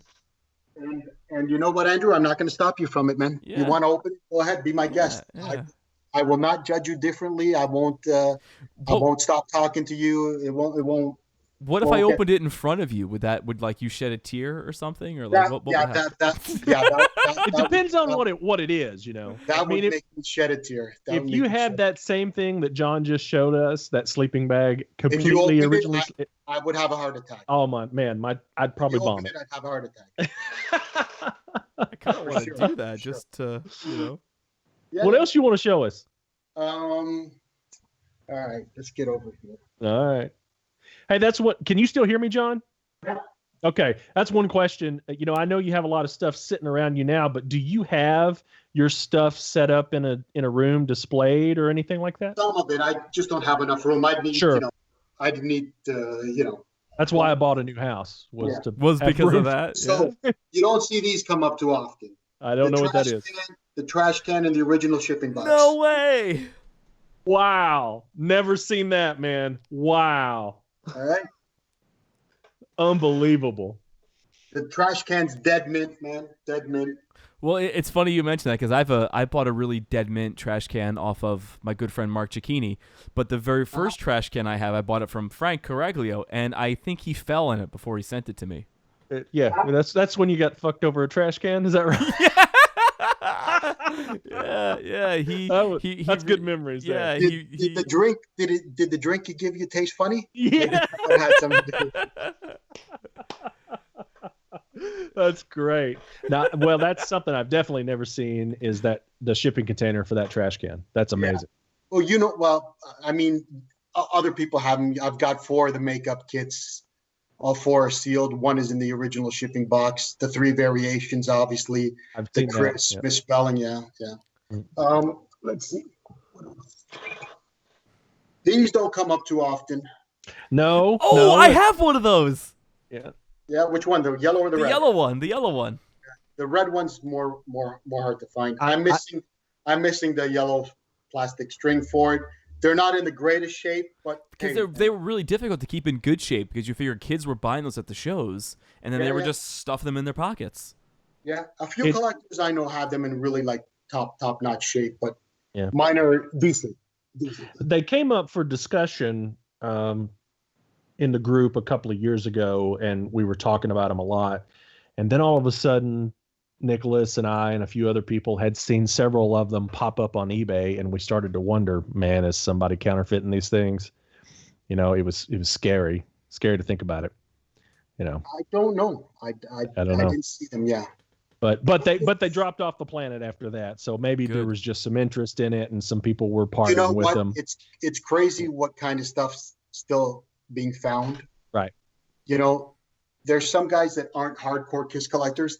They might have 3 or 4 pieces in their collection that they actually don't know that they're really fucking worth money or Sure. they're that hard to find. Think about how many KISS Army kits complete or press kits are probably sitting in some guy's piece of vinyl. Guarantee it. That Guarantee it. they just don't know that they're worth the Well, dough. it's funny when J5 was here in Cleveland last year, he bought a double platinum and it had the press kit in it. I was like, Yeah. and it was in my damn town. Unbelievable, man. That never Right. happens to me. When he bought that, like here's the kid coming back out in us. It doesn't matter who you are, how big you are. Like when he bought that and he found the press kit in it, he texted me and he goes, "You around?" It was late at night. He just finished his show, I guess, and he texted me, I go, "You around?" And he tells me the story, and I could just feel the kid in his voice coming out, man. And I opened it, and there was a dead mint press kit in there. I mean, double platinum. It was a double platinum kit. Yes, wasn't it? yes, you're Yeah. correct. And I'm like, oh my God, great score. He had to tell somebody the story, right? So you'd see the kid and everybody else coming out again. Like when another collector friend of mine finds something that's a gem, and they call me or text me or thing, I'm just excited that they found it, even though it's not in my collection. Oh yeah. I'm just as excited that they're finding it. That's exactly why we have always used this podcast and did this new acquisition stuff, because we want to share shit that we've gotten with other people, you know. That's why we use that platform. Yeah. So let me ask you, in your whole collection, and I know it's vast, do you have a favorite piece? I've got definitely. You'll see two of them today. Okay.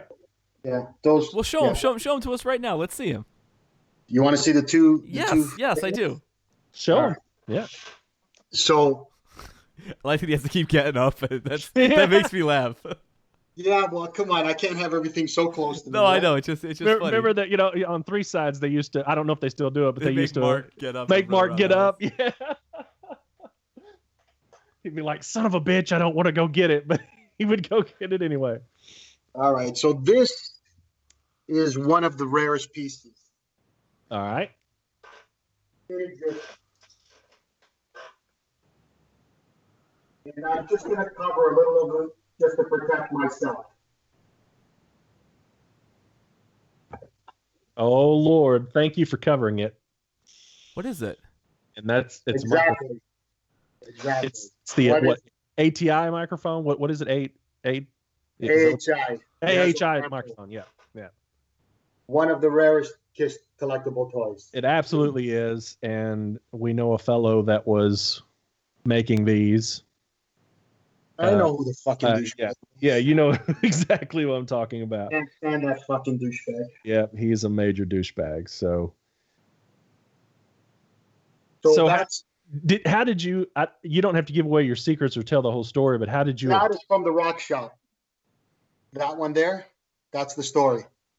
The Rainbow Rockatorium? Yeah, in LA. That's the one. Okay, so hold on. So we're talking about two different places, because the Rainbow Rock Shop in LA is different than the Rainbow Rockatorium. Oh, that I was thought in you were New Jersey. Talking about the Rainbow, in LA. Okay, sorry. Yeah, that's the one from LA. Two different places. Still very cool. Still very, very cool. Wow. When did you obtain that? Buddy, I was chasing that for 20 years. I wouldn't be everybody. Every time I would go to a convention, first question I'd ask is, do you have a KISS toy microphone? And everybody would look at me like stunned. No. What?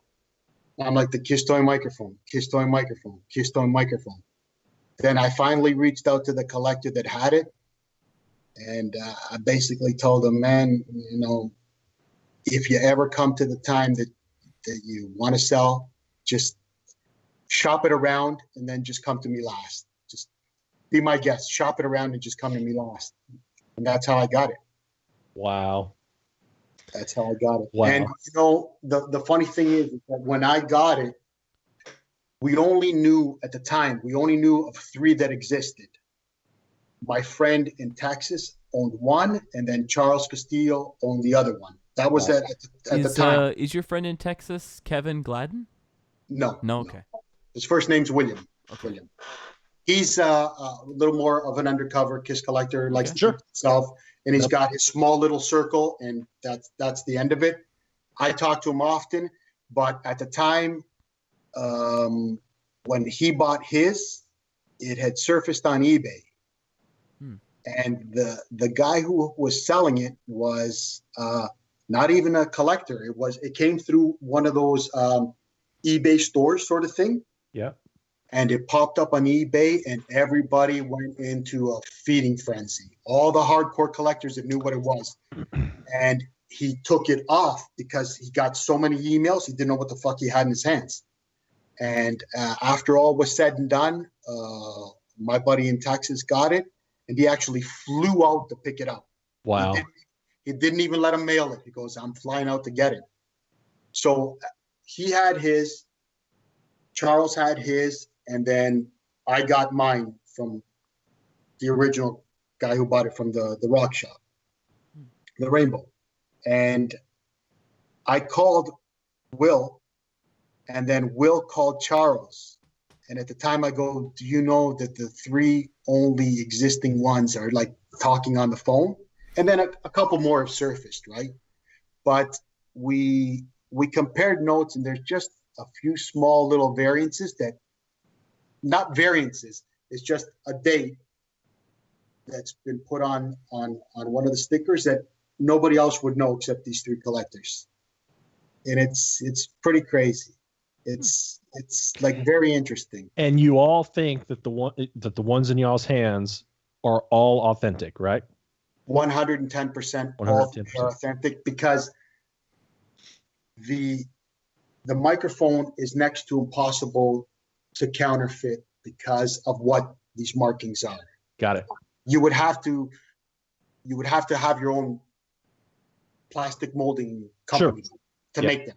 Yeah. There's you can't just steal another microphone and then do it like the record player. Like the turkey baster that we saw at the golf, the KISS mini golf on one of the posts. Did you see that fake toy microphone? They probably know the Yeah. And it has been faked so much from, again, that guy that it just keeps posting them, and it's just sad. But you know what? Is his initials JD? Yes. Yes, I know. Yeah. He's a good guy, isn't he? Oh, I called him out a couple times on emails, and he's just a scumbag. Yeah, he's just a waste of space, man. Yeah, I agree. I agree totally. So, on that piece, what do you think the story is on it? What's your idea? Why are there so few? Why, why can't we get our hands on them? Are they prototypes? Are they, was there a production run of them? I think there was a small production run, and it was probably at the end of the contract with Azrak and this and that, and they might have been too expensive, and they just cut them out, right? Like with the KISS toy guitars, 3 variations. The black neck was actually the last of the 3 that was released. And I'm assuming that they just had an overstock of it and had the KISS sticker sitting around. They said, hey, man, we got the cardboard, stick it on. That's why the black neck one doesn't have the KISS logo on the top. Right. The other 2 do. So it was just a cash grab, I think, at the time. Sure. So if your contract's coming up and you got something sitting around, why not just throw the label on and get it out? Sure. Absolutely. But this I'm assuming was supposed to go into production, and their contract was coming close to ending, and then. But they went through the trouble to make the molds for it, though. Yeah. But how do you know the molds weren't originally for something else, or maybe the molds were purchased, or we don't know? Because of what he's saying, because of what's molded into that plastic. But here's the thing: there's something molded in that plastic. How do you know that wasn't used for something else that we don't know about? You know what I mean? Well, how many bands were called KISS in the 70s? That's what he's saying. It's not a okay. Okay. Right. I understand. It's something that really makes it. Exactly. It has to be a KISS item. Yes. So 100%. Yeah. And after a couple more have surfaced, I think I know of 6 that exist in total. 3 are with the box. The only one that's actually completely complete is mine. And again, the only reason I know that is because when we pulled them out, there was a couple things in mine that weren't in one of the other ones. And I wouldn't have known that if we hadn't compared notes with the other collectors, right? Does J5 have one? No. Oh. J5's after one, though. Yeah, I was going to say, is he begging you for yours? No, J5 knows that I'm nuts, so. Yeah, I got you. All right, you said you had 2. Oh, go ahead. I already told J5 what I turned down. Wow. I already turned, and the guy who offered me was like serious. He's got dough. And I said to him, not even if you come threefold, is it for sale? Oh, wow. Next, we'll get into this. So before I show this, I'll give you a little backstory into it. So I've seen KISS over 100 times. Damn. And 90% of the times I go see them, it's with my best friend Constantine, the guy that always comes with me. So they're long drives, right? Sometimes. So we're always talking stupid shit. What ifs, what if, couldas, wouldas, shouldas. And many, many years ago, because he's a guitar collector, I'm like, we got to fucking get the Ace somehow. I go, we need something, of Ace. And one of his rock and roll buddies was actually close friends with Ace. So he put in the good word with Ace, and Ace actually reached out to him directly, and they started talking. So he calls me, goes, Ace called, and he goes, what are we after? And I gave him a small list, right? And Ace came back and he tried to give us something else, and then we kept going back, and I said, ask him for this, ask him for this. So Ace goes, well, wait till I get to New York and I'll look through the storage unit. So he comes back a little while later, and I happen to be talking to Con on the phone, and Ace calls him at the same time. He goes, it's Ace on the other line. And I go, don't pick up. So he goes, okay. So it goes to voicemail, and I go to him, I go, okay, well, let's get the story straight. What are we after? So I then started giggling and laughing. I go, did you ever think that we would be at the stage in the life where I'd be telling you, don't pick up a phone call from Ace Frehley? Right. Yeah. And he starts laughing. So Ace comes back, and then at the time he had this at Mary Robinson's doing some work on it again. The Robinsons are the ones that did his New York Groove guitar and things for that. And she was fixing this because he kind of dropped it and fucked it up a little bit. So we ended up with this. It's one of only 3, but it is. Holy shit. It is Ace's Smoker. That's unbelievable. Fucking A, man. Oh, man. Oh, God.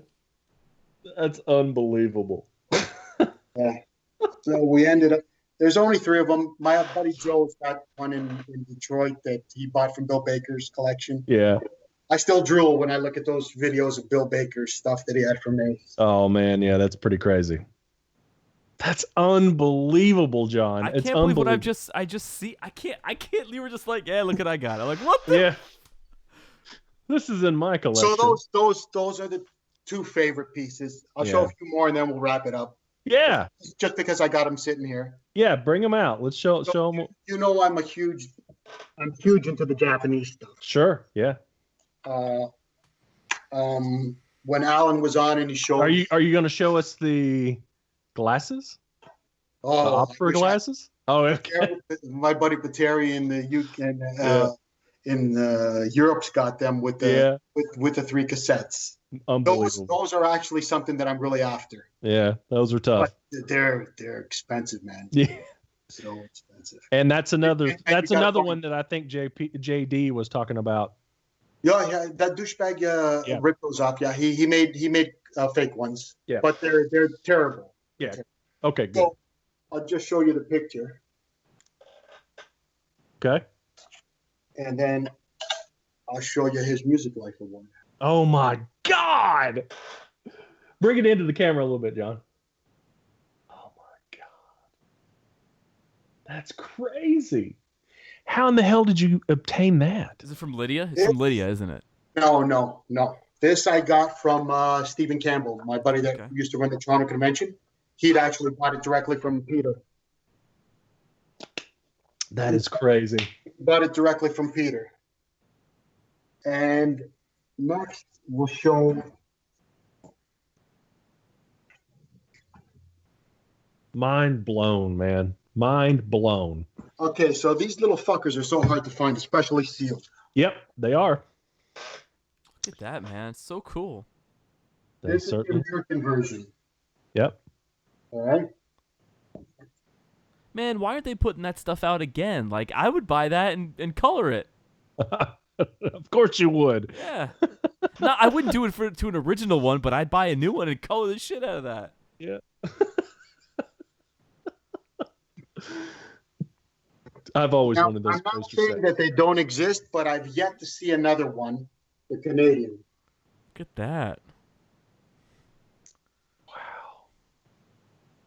Well, there's obviously got to be more than one, but that's amazing. I'm sure there is. But every time I share my collection with some of my close collector friends, they all come back and say, I wish I had that. So when, like, I talk with Simon from the UK a lot. I talk with Darren, like I said. Yeah. Then there's the heavies in Europe, like Per Stride. He's got some incredible posters. He really does. He was just hanging them back up and posting pictures. Oh my god! And then Pateri's Japanese posters are just insane. Some of them. I've got a lot of them, but he's got some that are doozies. Yeah. He's got the originals too, the Victor poster. Oh. He's got the Creatures of the Night one. That's tough. I've got a full set of the creatures, including the clipboard, which is next to impossible. You do have the clipboard? So cool. Yeah, there's only 2 that I know, and the one was the one that Alan borrowed from his friend. Mm-hmm. And mine originally came from Tom Manning. I was trying to think if Neil Guido had one. I don't know. I've heard of his collection, but I haven't seen it. Yeah, we went to his house and photographed his Japanese posters for the Kiss My Wax books. Yeah. And I've never seen someone with so much paper goods. It's probably the largest paper good collection I've ever seen, and it's so Japanese heavy. You'd be in heaven. I love the Japanese stuff. They just go above and beyond. They really do. So we saw that, and then I guess one more little pretty cool trinket is. Can you see it here? Come in, bring it in some. Do you see Ace? I see Ace, and he's holding. Oh, I see what he's holding. Yeah. Yeah. That was the award that Bravo magazine gave him. And you have it. I like how you have like photos of the items that you have. That's really That's cool. what he was saying. That's what makes it so cool when you can find a photo of the band with the item. It's a hard fucking photo to find that one. Wow. So this is pretty cool. That's amazing, John. That's amazing. Oh, I got one more treat for you because I know you wanted to see some of the promo stuff. Oh yes. The promo.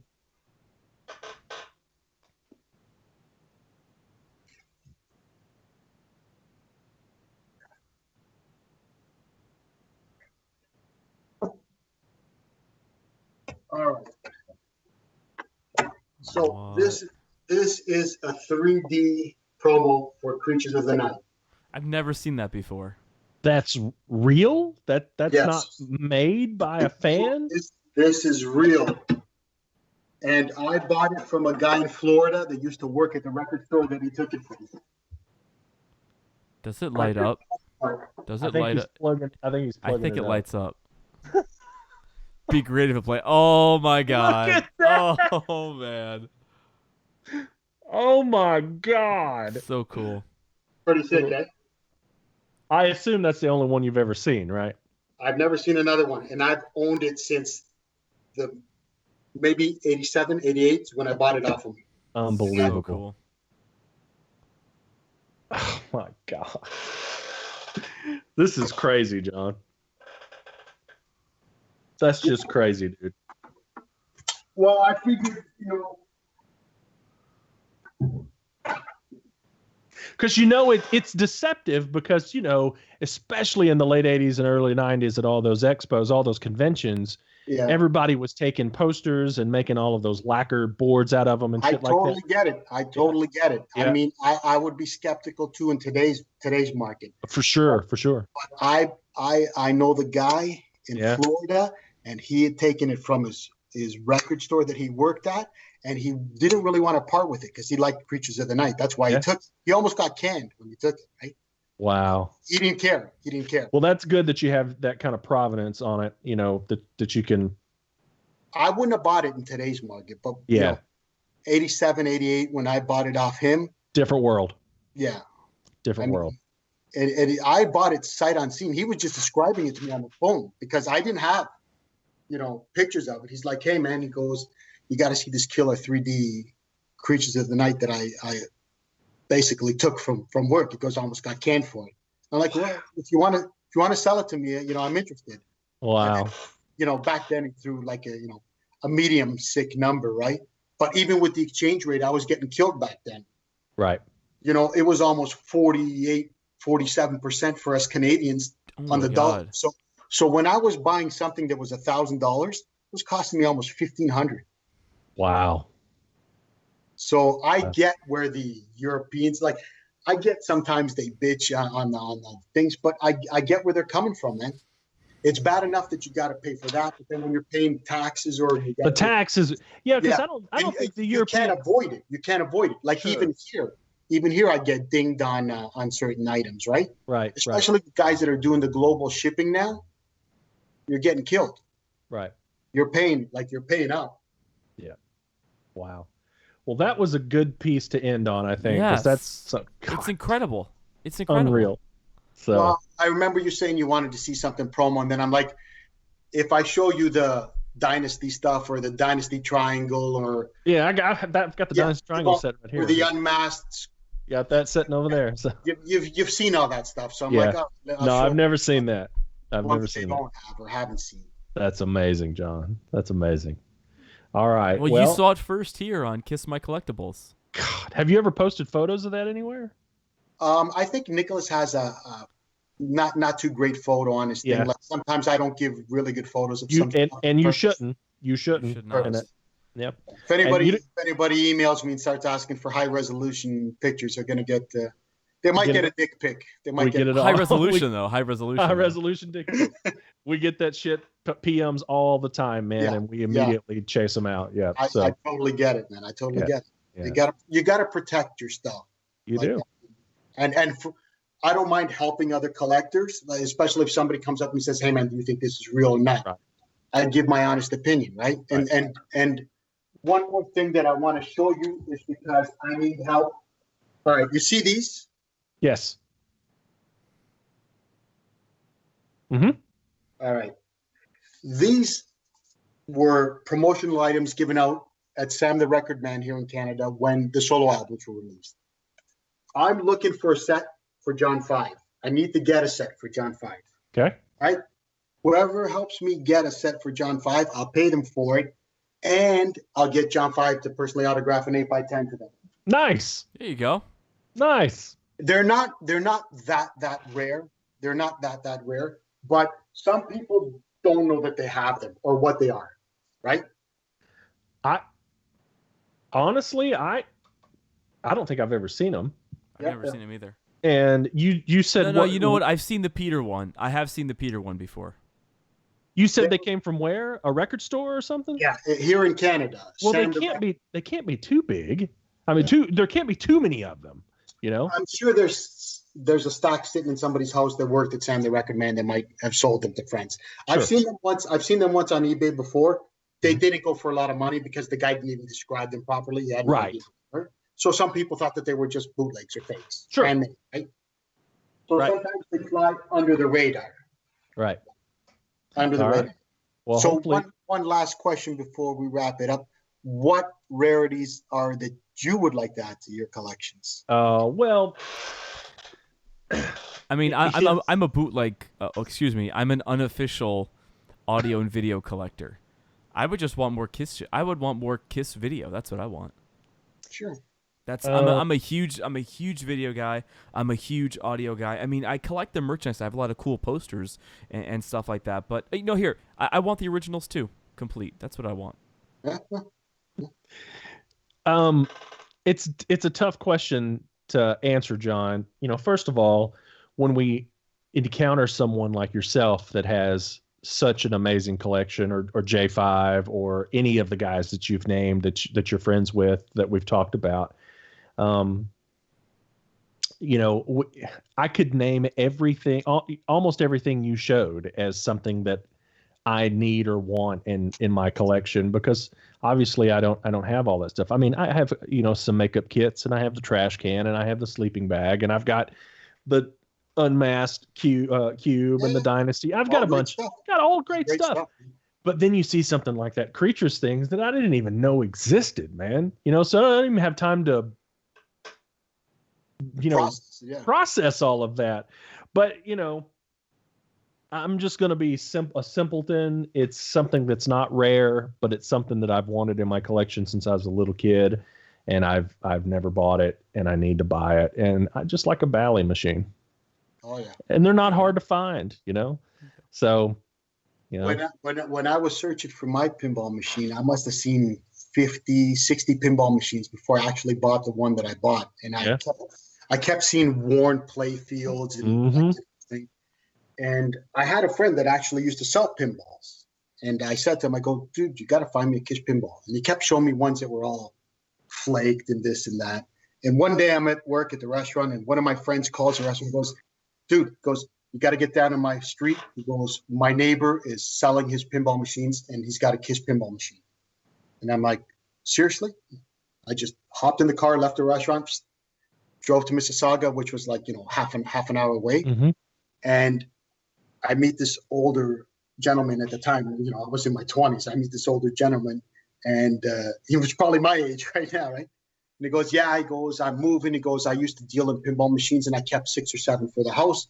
He goes, come take a look. I walked into his basement, and he had a KISS pinball machine, a Playboy pinball machine, a Ted Nugent pinball machine, a Rolling Stones pinball machine, and one other one that I can't remember. But those are the ones that I remembered. And the KISS pinball machine, he had played it 2 or 3 times in his time. Oh, wow. And I didn't want to start convulsing. I'm just like looking at him. I go, oh, yeah, it looks pretty good. I go, what do you want for it? I swear to God, he hadn't finished his sentence. I had the money out in his hand. Can you tell us? Can you tell us?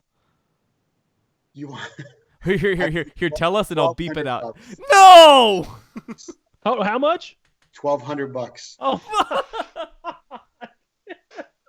$1,200. $1,200. And honestly, I've played it twice in my life. Yeah.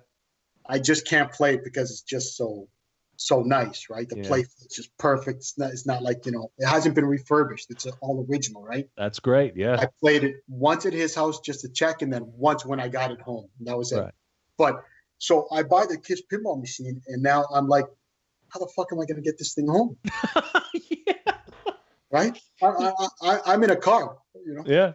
So you don't throw it in the back of your Celica and drive. Celica. So I called one of my other friends who works construction at his house, and I go find Luke and tell him that he's got to come pick me up from this address. So he's at his job site, and he gets in his truck and leaves and comes to Mississauga, the address that I gave his, family on paper. And he comes there and he looks at me and he goes, what the fuck? He goes, I'm at work. And I go, dude, I just bought a KISS pinball machine, and we need to figure out how I'm going to get this home. It can't fit in a Beamer. I go, we got to put it in your truck. So here's 2 guys trying to lift the pinball machine up to load it to the back of his truck to secure it, to drive it back to my house. That goddamn thing is not light either, and the back does not fold down. Oh my God. It's tough. I've moved Danny's a few times. We broke a sweat. And the guy was probably laughing, going, I didn't want to do that. Yeah. On those Stern pinball machines, the back folds down, and it can all compact up and everything, but not those Bally's, man. Those are built out of wood and they're built in place. Yeah.